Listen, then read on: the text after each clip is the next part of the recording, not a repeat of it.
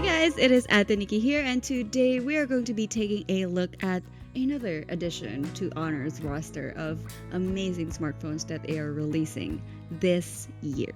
Today we are going to be taking a look at the Honor X8a. Let's get started, shall we?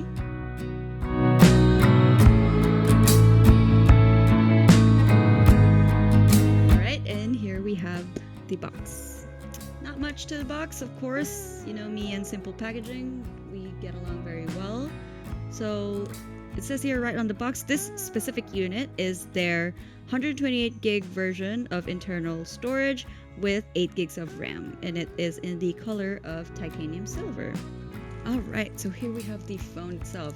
Even through the plastic, I can just see, like, if you guys know holographic, it's very holographic. It reminds me of those CDs back in like the early 2000s. Of course, we have a little pamphlet with the free jelly case. Ooh, and the SIM ejector tool that wanted to say hi early. Other than that, let's just put that off to the side. Next, we have, of course, Honor's supercharged power brick that can charge like 3 hours of screen time in just 10 minutes. Other than the power brick, we do have a USB Type-C available, so if you are someone who is in need of a Type-C before getting a new phone, that's pretty much provided for you. So yeah, that's it for the box. Very minimalistic, as expected from like just Honor devices in general when it comes to me unboxing stuff. Like, there's not much to it. They just get straight to the point. And the point is this phone that's unwrapped in plastic. Alright, so here we have the phone. I'm sorry I put fingerprint smudges all over it. But yeah, so here is the phone, the X8a, with the titanium silver finish here on the back. That is gorgeous. And of course, you can't really miss the quad cam display that they have over here. And in the front, we do have a cutout for a single 16 megapixel camera. So yeah, I mean, let's just move on to the review, shall we? I am correcting myself right now. Oh my gosh, it's not a quad cam setup. That definitely fooled me. Oh my goodness, it's a tri-cam setup. So it's a 100 megapixel camera, main camera, and then there's like 2 cameras for like wide angles and the depth camera. Huh, that definitely fooled me. So it's a tri-cam setup. Alright, I know I said that it was a quad cam setup. I'm so sorry, but it's a tri-cam setup. The fourth one is a LED flash. Alright, so the first thing that I wanted to tackle was actually the cameras, because I mean it's the most obvious thing to tackle, if we're being completely honest. So Honor has actually dubbed this phone as their DSLR-like smartphone. So if what they are claiming is, you know, like the truth, this is definitely going to be able to change, or like not change, but to be on par with your DSLR cameras that you use for like if you're a YouTuber or a vlogger, or even just when you want to record stuff in general and then do with it what you will. But they are claiming that this can be on par with your DSLR phone. So we shall test that and video ourselves using it for a little bit, just so we could see how the camera works and how the mic works, how everything works, honestly. And on front, of course, we have the 16 megapixel camera, which is just a circular cutout in the smack dab in the middle of the screen. Not like in the middle, but like on top, middle. You get what I mean. Alright, so let us switch over to the phone's camera. I'll start with the front camera, just so we can see the comparison. So the front camera, as well as the mic on the phone itself. So yeah, let's test it out. This is already set up with the, I mean, it was on default, but it is shooting at 1080p for 30 frames per second. So what do you think? What do you think? So I did have to change it to full screen, like aspect ratio, but that's a minor thing. So it is already set up to be at its best when you're taking videos right off the bat, like out of the box, straight out of the box. You don't need to set anything up aside from like the aspect ratio. And I mean, the 4:3 aspect ratio isn't really that bad either. But yeah, what do you guys think about this quality?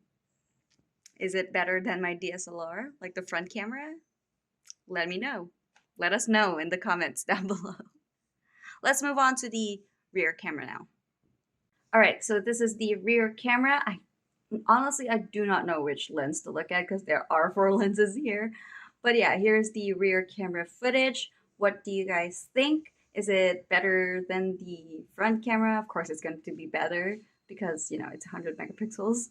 But yeah, what do you guys think? This is also set on 1080p and running at 30 frames per second. So what do you guys think? Again, it's all set to the default best settings. I mean, the frame rate is just stuck at like 30 frames per second, but still, that's, you know, if it's set always to the best settings straight out the box, you don't have to do anything else. I mean, that's pretty good in my book. So yeah, what do you guys think? What about the audio? Is it clear? Is it good?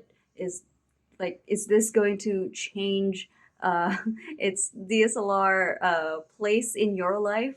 So, you know, what do you guys think?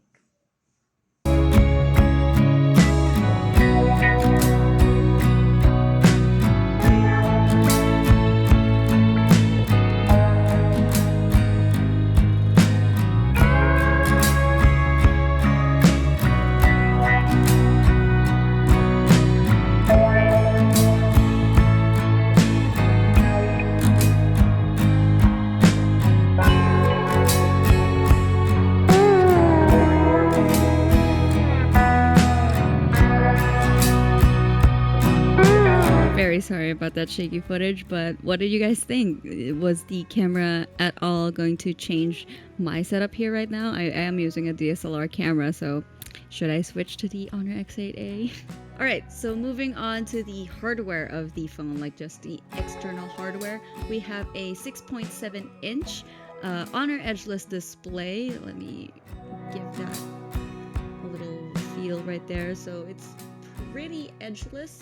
I would say like an 1/8 of a centimeter of a bezel, and that is honestly insane. But you know, there's of course a little bit of a chin down here, but I mean it's barely noticeable. It's huge. This screen is huge. So we also have eye protection technology on the phone, that on the screen itself, and as well as Honor Share, as well as an elegant and slim design. So if you are someone who is a little bit low-key when it comes to the designs of their phone and the colors, this comes in 3 particular colors. There is a teal color, a black color, and of course here we have the titanium silver. So if you're going to ask me for my opinion, this is really nice. I really like this color, especially like I said earlier, like it has such an early 2000s vibe to me. It looks like a CD, like the back of a CD, and it's really nice.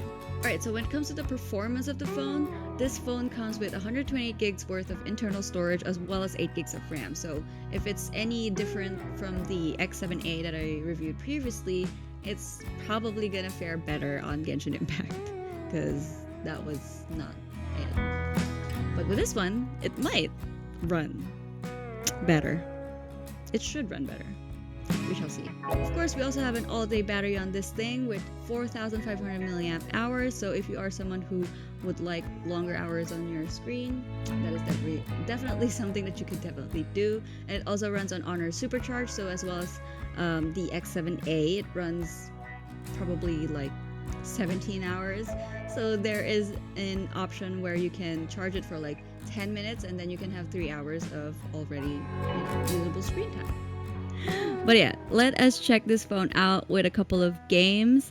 Personally, I'm someone who plays Genshin Impact every day, so that would be a nice like thing for me to be able to play on the go, because I usually play on the PC. So if this phone can actually, you know, withstand the amount of demand that Genshin Impact needs, I mean, it's gonna be worth it in my book. It's gorgeous, by the way. I really like this color.